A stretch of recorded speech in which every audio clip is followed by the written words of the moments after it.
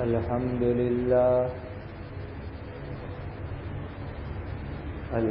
لله الذي من علينا بشهر رمضان. أشهد أن لا إله إلا الله وحده لا شريك له، وأشهد أن محمدا عبده ورسوله، صلوات الله تبارك وتعالى عليه وعلى آله وأصحابه وذرياته وأهل بيته وأهل طاعته. أما بعد، وعن عقبة بن عامر رضي الله تعالى عنه وعنهم وعنا جميعا قال: سألت النبي صلى الله عليه وسلم: من نجاة يا رسول الله؟ قال: أملك عليك لسانك وليسعك بيتك وابك على خطيئتك، أو كما قال عليه الصلاة والسلام.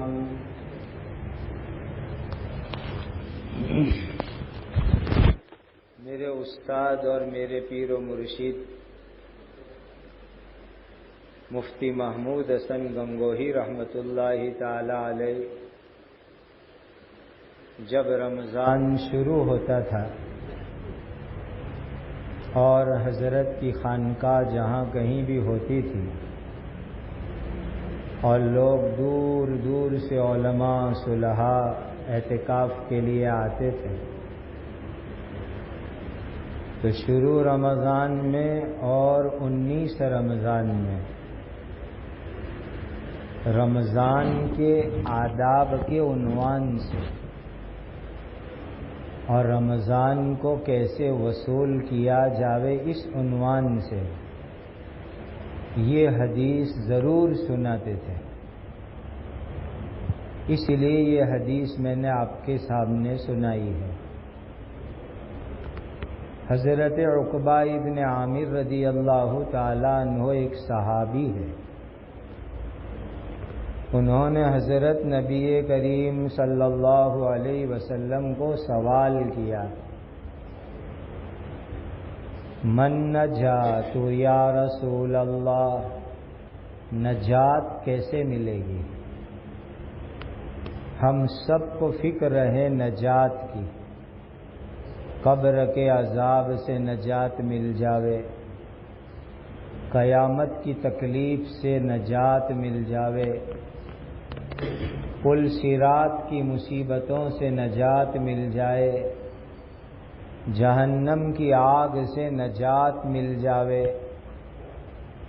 عربی میں نجات کہتے ہیں اور ہماری گجراتی اور اردو میں چھٹکارا کہتے ہیں. کیسے چھٹکارا ملے گا، کیسے نجات ملے گی اتنی ساری مصیبتوں سے؟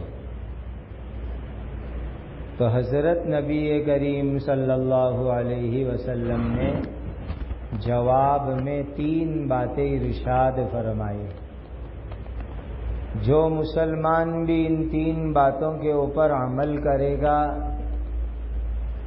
تو ہر طرح کی پریشانیوں سے اللہ اس کو نجات عطا فرمائیں گے. بلکہ حضرت تو اس انداز میں حدیث کی تشریح فرماتے تھے کہ دنیا کی مصیبتوں سے بھی انشاءاللہ نجات ملے گی. قبر کی تکلیف، محشر اور قیامت کی تکلیف، پل صراط کی تکلیف، جہنم کی تکلیف، اس سے تو نجات ہے ہی ہے انشاءاللہ. لیکن اس وقت دنیا کے اندر جو پریشانیاں ہیں اس سے بھی بڑی حد تک اس حدیث پر عمل کی برکت سے اللہ نجات عطا فرمائیں گے. پہلی بات اللہ کے آخری نبی حضرت محمد الرسول اللہ صلی اللہ علیہ وسلم نے فرمائی: املک علیک لسانک، اپنی زبان کو قابو میں رکھو، اپنی زبان کو قابو میں رکھو.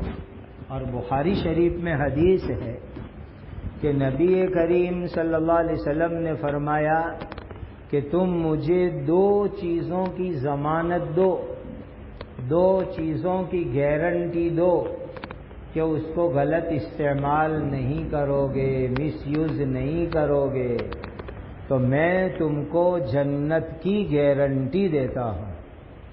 خود نبی پاک صلی اللہ علیہ وسلم جنت کی گارنٹی دے رہے ہیں کہ دو چیزوں کی گارنٹی دو۔ ایک ہے وہ چیز جو تمہارے دو جبڑوں کے درمیان میں ہے، یہ جبڑے کہلاتے ہیں، اور جبڑے کے بیچ کے اندر ہے ٹنگ، ہماری زبان کا، زبان کی گارنٹی دو کہ اس کو غلط استعمال نہیں کرو گے۔ اور دوسری چیز جو تمہاری دو رانوں کے درمیان میں ہے، یعنی شرم کی جگہ کا، اس کی گارنٹی دو کہ اس کو حرام جگہ استعمال نہیں کریں گے، جس کو اللہ نے قرآن میں فرمایا والذین هم لفروجهم حافظون الا على ازواجهم او ما ملكت ايمانهم فانهم غير ملومين فمن ابتغى وراء ذلك فاولئك هم العادون۔ اپنی شرم کی جگہ کو کنٹرول میں رکھنے والے کامیاب ہیں۔ تو نبی کریم صلی اللہ علیہ وسلم نے فرمایا زبان کو قابو میں رکھو۔ اسی زبان سے آدمی کبھی ایسی بات بولتا ہے کہ نعوذ باللہ ایمان سے نکل جاتا ہے۔ جیسے آپ نے فضائل رمضان کی تعلیم میں سنا کہ بعض لوگ کیا بولتے ہیں کہ نعوذ باللہ اللہ تعالیٰ کو ہمیں روزہ رکھوا کے بھوکے رکھنے میں کیا فائدہ، اللہ روزہ رکھوا کے پیاسے رکھتے ہیں، اس میں کیا فائدہ اللہ کا۔ بعض لوگ ایسا جملہ بولتے ہیں۔ تو اس طرح کی بات بولنے سے انسان کا ایمان خطرے میں پڑ جاتا ہے۔ تو اس زبان سے اگر کوئی غلط بات بولیں گے تو ایمان خطرے کے اندر پڑ جائے گا۔ اسی لیے فرمایا کہ اپنے ایمان کی حفاظت بھی زبان کی حفاظت کے اندر ہے، کہ زبان سے جو چاہے وہ مت بولو۔ ایک صاحب مجھے کہنے لگے کہ بھائی مفتی صاحب آپ کہتے ہو کہ شریعت میں انٹریسٹ حرام ہے، لون حرام ہے، کا دوسری قوم کے لوگ لون لے لے کے بزنس میں بہت آگے بڑھ گئے، اور آپ لوگ جو کہتے ہو کہ حرام حرام تو مسلمان پیچھے رہ گئے۔ تو میں نے کہا ہم نہیں کہتے، ہم تو بتاتے ہیں، کہا تو اللہ نے ہے، ہمارا کام صرف بتانا ہے، فرمایا اللہ نے ہے۔ اللہ تعالیٰ نے قرآن میں فرمایا ہے کہ انٹریسٹ اور سود اور بیاج والے لین دین حرام ہیں، اللہ نے منع کیا، علماء تو صرف بتا دیتے ہیں۔ پھر میں نے ان کو دھیرے سے کہا بھائی آپ نے جو یہ جملہ بولا نا کہ بھائی لون اور بیاج حرام حرام کر کر کے ہم پیچھے رہ گئے، تو میری رائے یہ ہے کہ آپ کلمہ دوبارہ پڑھیے۔ مجھے خطرہ ہے کہ آپ کا ایمان ختم ہوا یا ڈیمیج ہو گیا، کلمہ پڑھو، اور آپ کہو میں آؤں آپ کے گھر پھر سے نکاح پڑھا دوں گھر میں پرائیویٹ لمیٹڈ میں، چونکہ نکاح ڈیمیج ہوا یا ختم ہوا تو نکاح، ایمان ڈیمیج ہوا تو نکاح بھی خطرے میں پڑتا ہے۔ تو بہت ضرورت ہے کہ آدمی اپنی زبان کو قابو اور کنٹرول کے اندر رکھے۔ اسی لیے حضرت نبی کریم صلی اللہ علیہ وسلم نے فرمایا املک علیک لسانک، اپنی زبان کو قابو کے اندر رکھو، غیبت مت کرو، جھوٹ مت بولو، گالیاں مت بولو، لڑائی جھگڑے مت کرو۔ آپ نے تعلیم میں سنا کہ دو عورتوں نے روزہ رکھا اور ان کو روزہ لگا، ہمارے یہاں کہتے روزہ لگا، پریشان، تو حضرت نبی کریم صلی اللہ علیہ وسلم نے ان کو ایک باؤل دیا، اس میں دونوں سے وامٹ کروائی، تو اندر سے گوشت کے پیس نکلے۔ تو عورتیں کہنے لگی کہ ہم نے تو گوشت کھایا بھی نہیں، پھر ہماری وامٹ میں گوشت کے پیس کیسے نکلے؟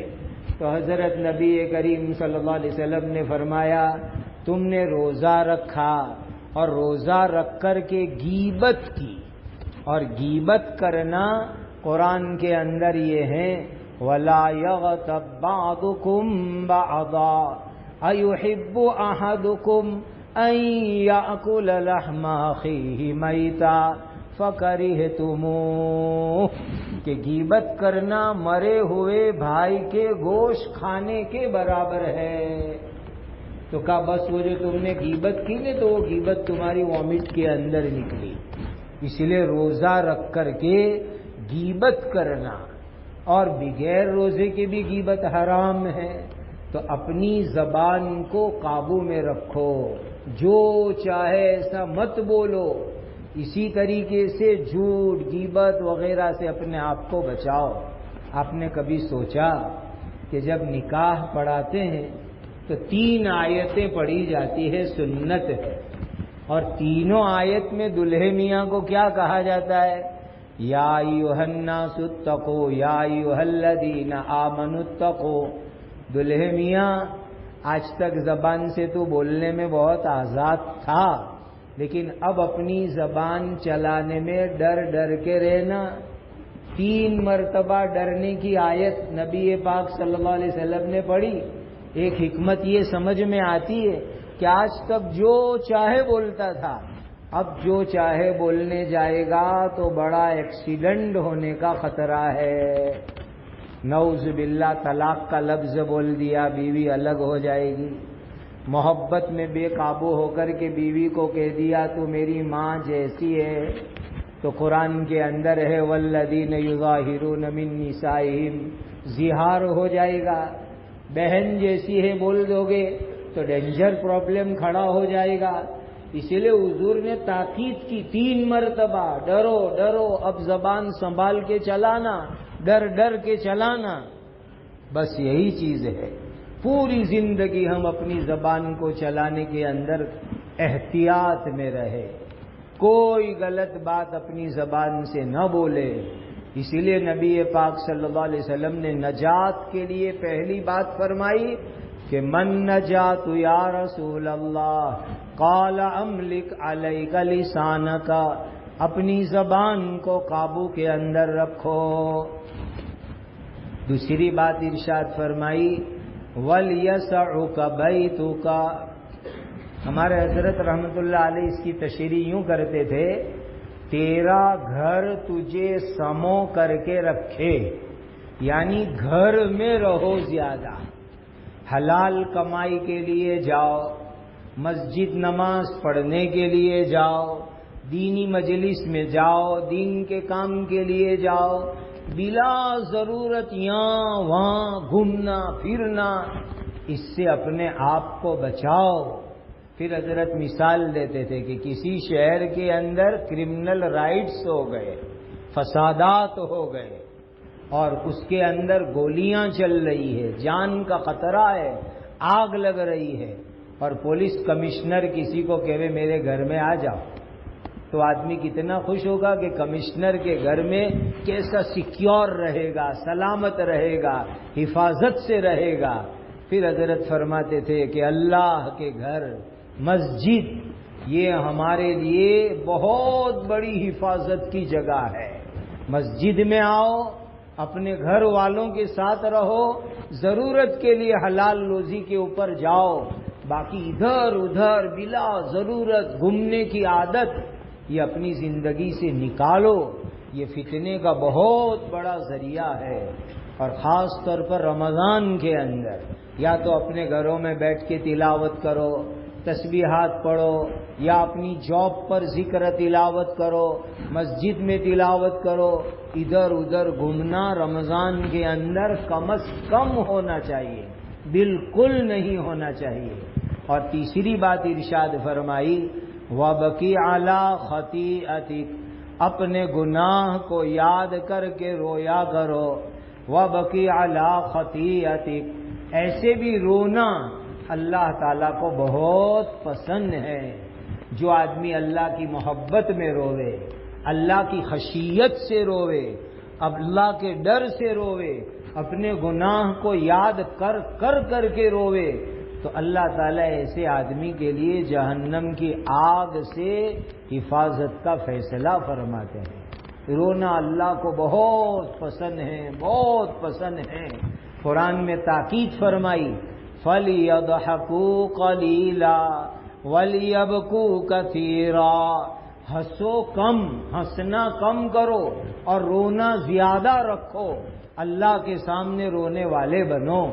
خاص طور پر ہم ماشاءاللہ سحری کے لیے اٹھتے ہیں، سحری کھانی چاہیے، سنت ہے، سحری میں برکت ہے، تو اس وقت 4-8 رکعت تہجد کی نماز اپنے گھر کے اندر پڑھو اور گھر میں پڑھ کر کے اللہ کے سامنے روو، اپنے گناہوں کے اوپر روو، اپنے لیے، اپنے خاندان کے لیے، پوری امت کے لیے روو۔ 8 رکعت تہجد یہ نبی کریم صلی اللہ علیہ وسلم کا معمول مبارک رہا ہے۔ باقی آپ 2 رکعت 4 رکعت پڑھو گے تو بھی انشاءاللہ تہجد کا ثواب مل جائے گا۔ تو نماز تہجد گھروں میں ادا کرنا افضل ہے، اور گھر میں بھی تنہائی کے اندر تہجد پڑھ کے رو اللہ کے سامنے۔ اب سوچ لو پورا رمضان کا مہینہ تہجد میں آنسو بہائے، روئے، تو یقیناً اللہ تعالی ہماری مغفرت فرما دیں گے، جنت کا پروانہ دے دیں گے، جہنم سے نجات عطا فرما دیں گے۔ اسی لیے خدا کے سامنے رونے کی عادت بناؤ۔ اس وقت بہت کمزوری ہے رونے کی ہماری۔ ایک بزرگ نے عجیب بات فرمائی، ایک اللہ کے نیک بندے نے، جب امت کا ایک مزاج تھا کہ عام مسلمان راتوں کو اٹھ کر تہجد میں اللہ کے سامنے رونے والے تھے، تو صبح میں جب دن نکلتا تھا تو اللہ امت کو خوشی کی خبریں سناتے تھے، عزت کی خبریں سناتے تھے، سربلندی اور کامیابی کی باتیں سناتے تھے۔ اور جب سے امت نے راتوں کا رونا چھوڑ دیا، اللہ کے سامنے گر گرانا راتوں کا چھوڑ دیا، روزانہ صبح کے اندر کوئی غم اور ٹینشن کے نیوز امت کو سننے کو ملتے ہیں۔ تو جب ہمارا رات کا رونا بڑھ جائے گا تو دن میں خوشی کی خبریں ملے گی۔ رات کا رونا چھوڑ دیا تو دن کے اندر امت کو غم کی باتیں سننے کو مل رہی ہے۔ میرے مسلمان بھائیوں، بہت ضرورت ہے ہم اللہ کے سامنے رونے والے بنیں۔ تو یہ 3 باتیں نبی پاک صلی اللہ علیہ وسلم نے نجات کے متعلق ارشاد فرمائی۔ زبان کو قابو میں رکھو، اپنے گھر میں رہو، زیادہ ادھر ادھر گھوم گھام مت کرو، ضرورت کے بقدر نکلو، اور اپنے گناہ کے اوپر اللہ کے سامنے رو لیا کرو۔ اللہ ہم سب کو ان باتوں پر عمل کی توفیق اور سعادت عطا فرمائے۔ رمضان میں لا الہ الا اللہ پڑھنے کی بہت فضیلت ہے، اور فضائل ذکر میں 70,000 لا الہ الا اللہ پر مغفرت کی روایت ہے۔ تو رمضان میں ٹارگٹ بنا لو کہ 70,000 لا الہ الا اللہ پڑھ ڈالو، تو پڑھتے رہیں گے تو غیبت سے بھی حفاظت ہوگی اور ادھر ادھر کی لغویات سے بھی حفاظت ہوگی، اور اپنی مغفرت انشاءاللہ پکی ہو جائے گی۔ اللہ ہمیں عمل کی توفیق عطا فرمائے۔ وآخر دعوانا الحمدللہ رب العالمین۔